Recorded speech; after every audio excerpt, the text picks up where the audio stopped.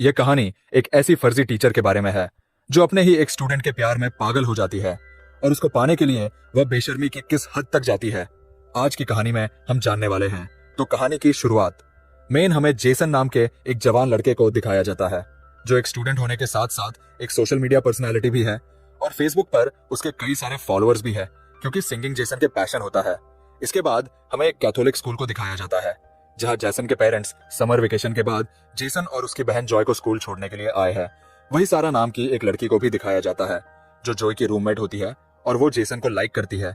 Jason के father चाहते हैं कि जेसन सिंगिंग छोड़कर अपनी पढ़ाई पर ध्यान दे, पर जेसन म्यूजिक को अपना प्रोफेशन बनाना चाहता है।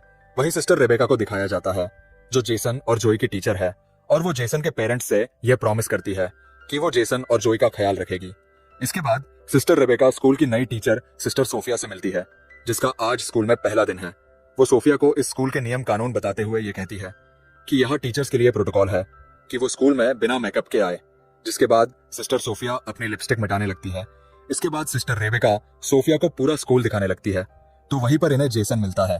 तो सिस्टर रेबेका उससे उसकी नई टीचर सिस्टर सोफिया से मिलवाती है, लेकिन सोफिया ये देखती है कि आज जेसन थोड़ा अपसेट है, जिस पर सिस्टर रेबेका उसे बताती है कि जेसन ने नशे के हालत में अपने फादर की कार का एक्सीडेंट कर दिया था।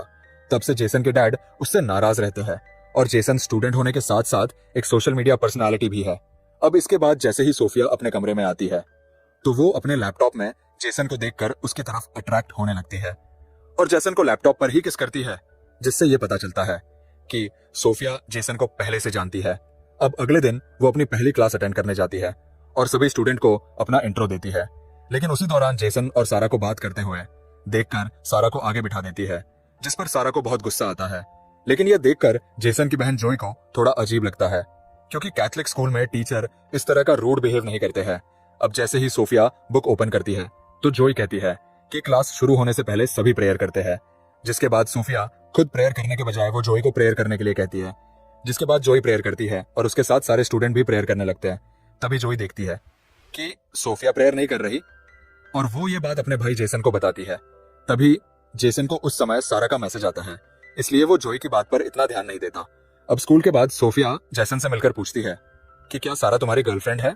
तो जेसन कहता है कि मेरी कोई गर्लफ्रेंड नहीं है। ये सुनकर सोफिया बहुत खुश होती है, पर अगली सुबह वो जेसन और सारा को किस करते हुए देख लेती है और जेसन को क्लास में भेजकर सारा को डांटने लगती है। जिस पर सारा कहती है कि तुम मुझे नहीं जानती, मैं उस आदमी की बेटी हूं जो इस स्कूल को फंड दिया करते हैं। लेकिन सोफिया को इस बात से कोई फर्क नहीं पड़ता और वो उसे जेसन से दूर रहने के लिए कहती है। अब क्लास के बाद सोफिया जेसन को रुकने के लिए कहती है और उसे कहती है कि तुमने तो कहा कि तुम्हारी कोई गर्लफ्रेंड नहीं है, फिर तुम सारा के साथ क्या कर रहे थे? जिस पर जेसन के पास इस बात का कोई जवाब नहीं होता। जिसके बाद सोफिया कहती है कि तुम एक बार मेरे चैम्बर में आकर मिलना। अब थोड़ी देर बाद जब जेसन सोफिया से मिलने के लिए जाता है तो वो देखता है कि सोफिया अपनी बॉडी को मॉइस्चराइजर कर रही होती है। असल में सोफिया ने जानबूझकर अपने कमरे का दरवाजा खुला रखा था ताकि जेसन उसे ऐसी हालत में देखकर उसकी तरफ अट्रैक्ट हो जाए। अब अगली सुबह सोफिया जेसन से पूछती है कि वो उससे मिलने क्यों नहीं आया, जिस पर जेसन कहता है कि वो भूल गया था। अब यहाँ जेसन और जॉय को स्कूल आए हुए 1 हफ्ता हो चुका है और वीकेंड पर उनके पेरेंट्स उन्हें अपने घर लेने के लिए आए होते हैं।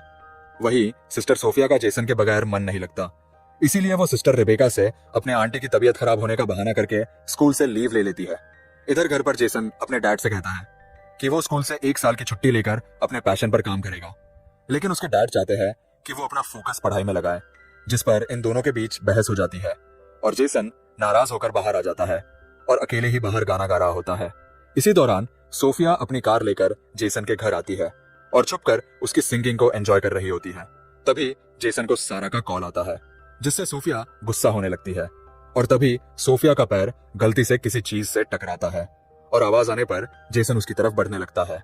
लेकिन तभी जेसन को जॉय का मैसेज आता है और वो वापस अंदर चला जाता है। अब सोफिया किसी तरह सारा को जेसन से दूर करना चाहती है, इसलिए वो अपनी पहली चाल चलती है जिसमें वो रात को सारा के कमरे में जाकर उसकी बुक में ड्रग्स रख देती है। लेकिन बाहर निकलते समय उसका सामना सिस्टर रेबेका से होता है तो वो उन्हें बताती है कि उसे किसी की आवाज सुनाई दे रही थी, इसीलिए वो देखने के लिए यहाँ आई थी। इसी दौरान जॉय नींद से उठ जाती है जो सारा के रूम में ही रहती है और दोनों की बातें सुनकर उसे सोफिया पर शक होने लगता है।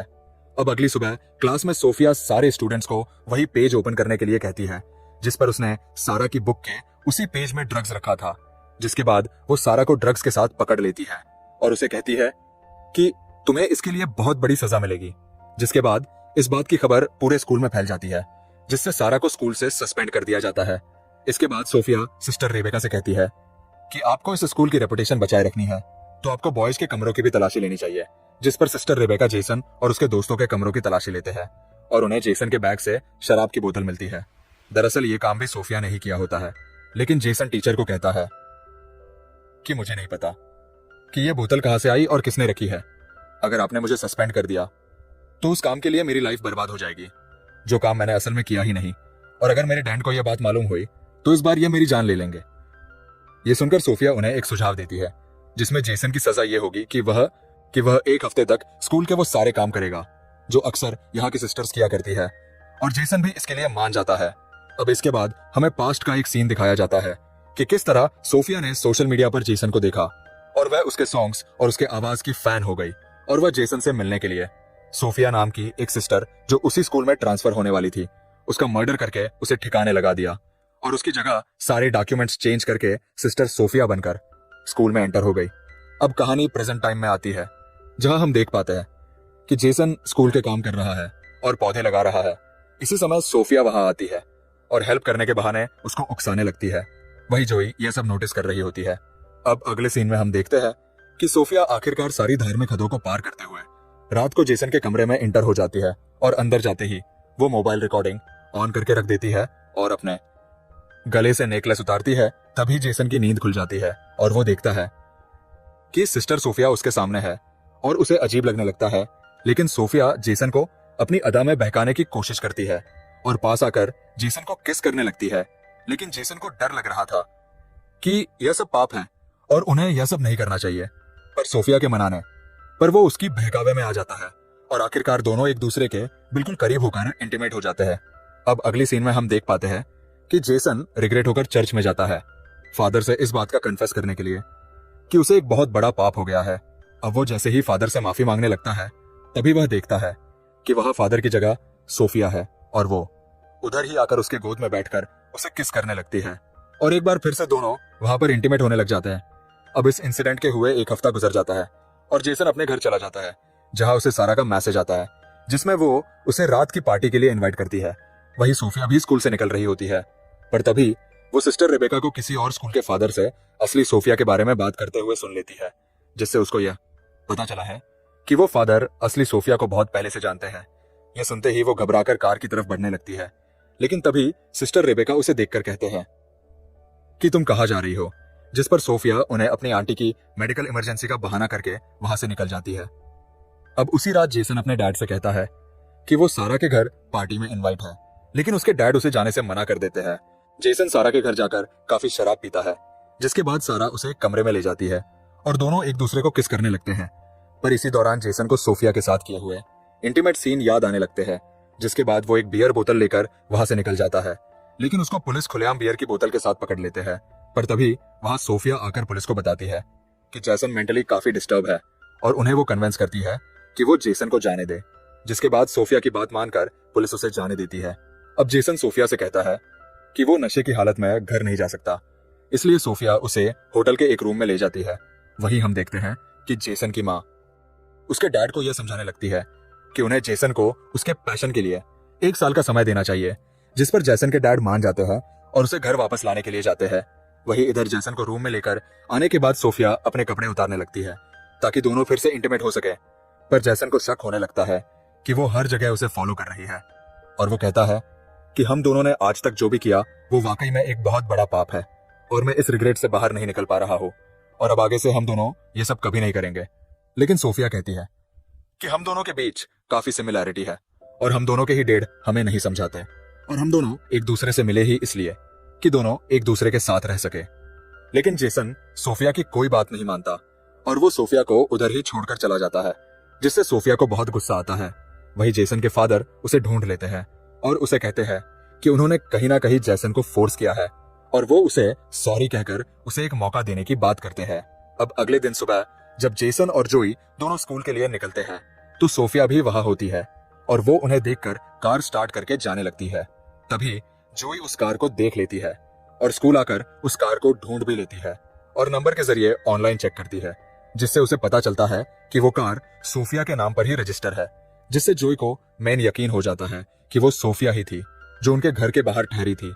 वहीं इधर जेसन अपने कमरे में जाता है तो सोफिया उसे बेहोश पड़ी मिलती है, जिससे वो घबरा कर उसे होश में लाने के लिए माउथ टू माउथ ऑक्सीजन देने की कोशिश करता है, लेकिन उसे पता चलता है कि सोफिया नाटक कर रही है।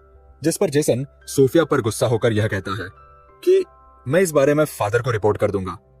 लेकिन सोफिया को इस बात से कोई फर्क नहीं पड़ता और वो कहती है कि अगर तुमने रिपोर्ट किया तो मैं भी सभी को बता दूंगी कि तुम एक स्टूडेंट होकर किस तरह एक टीचर के साथ बेशर्मी की सारी हदें पार कर चुके हो। अब जेसन समझ जाता है कि वो बुरी तरह फंस चुका है। तभी उसे जोई फोन करके सोफिया के कार के बारे में बताती है, जिस पर जेसन उसे कहता है कि वो इस बारे में किसी को ना बताए। अब आगे हम देखते हैं कि क्लास में प्रेयर के बाद सिस्टर रेबेका सारा को दोबारा वापस लेकर आई है, जिससे सोफिया को बहुत गुस्सा आता है और क्लास के बाहर सोफिया सिस्टर रेबेका को नियम समझाने लगती है कि किस तरह आप सारा को वापस स्कूल में परमिशन दे सकती है। जिस पर सिस्टर रेबेका कहती है कि तुम मुझे नियम कानून मत सिखाओ, मुझे पता है कि क्या करना चाहिए और क्या नहीं, और तुम पहले प्रेयर करना सीखो। अब एक तरफ सारा के वापस आने की खुशी में जेसन सिंकिंग कर रहा होता है, तो दूसरी तरफ सोफिया गुस्से में आकर एकदम साइको की तरह बिहेव करने लगती है। इसके बाद हम देखते हैं कि सारा जब नहा रही थी तो सोफिया वहां जाकर उसके सर दीवार पर मार मार के उसकी जान ले लेती है और फिर साबुन गिराकर इस मर्डर को एक नॉर्मल एक्सीडेंट की तरह दिखाने की कोशिश करती है। इसके बाद जब जोई नहाने के लिए जाती है तो वो सारा को मरी हुई देखकर चिल्लाने लगती है। इसके बाद सारा की बॉडी को पोस्टमार्टम के लिए ले जाया जाता है।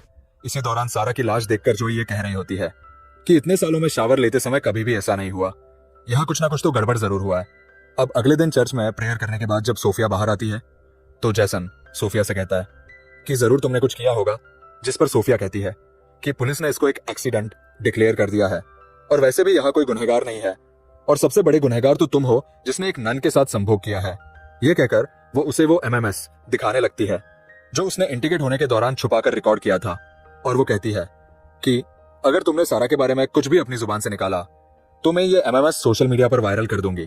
अब अगले दिन सुबह जब सोफिया जेसन और जोई को घर जाते हुए देखती है तो इस बार वो सिस्टर रेबेका से अपने आंटी के डेथ का बहाना बनाकर वहां से निकल जाती है और उसी रात जेसन और उसकी फैमिली डिनर के लिए बाहर एक रेस्टोरेंट में जाते हैं, पर वहां वो देखते हैं कि सिस्टर सोफिया भी यहाँ आई हुई है।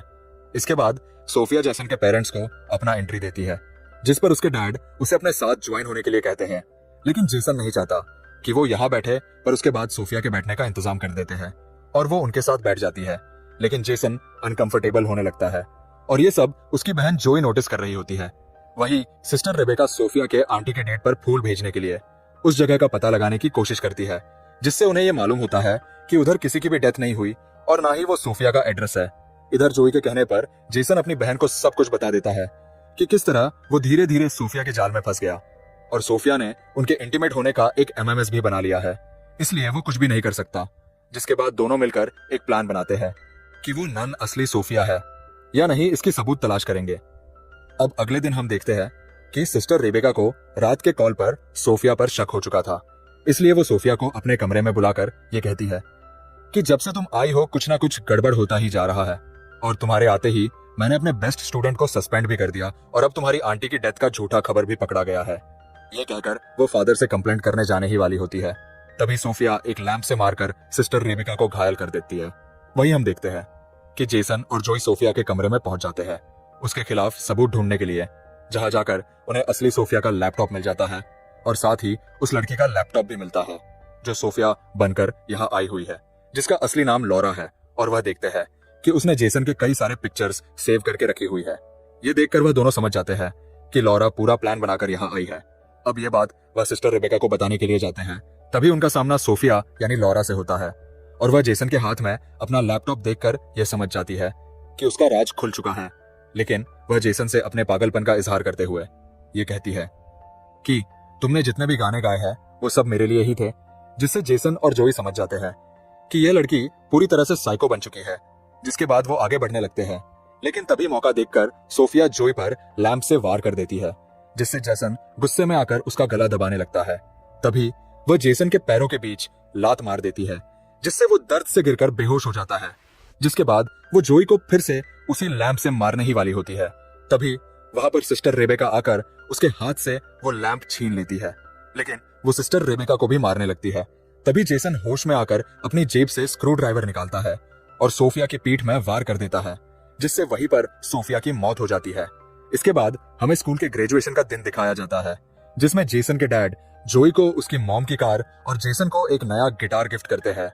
और इसी सीन को दिखाते हुए ये शानदार कहानी यहीं पर खत्म हो जाती है। तो दोस्तों, ये कहानी आपको कैसी लगी कमेंट में जरूर लिखिएगा।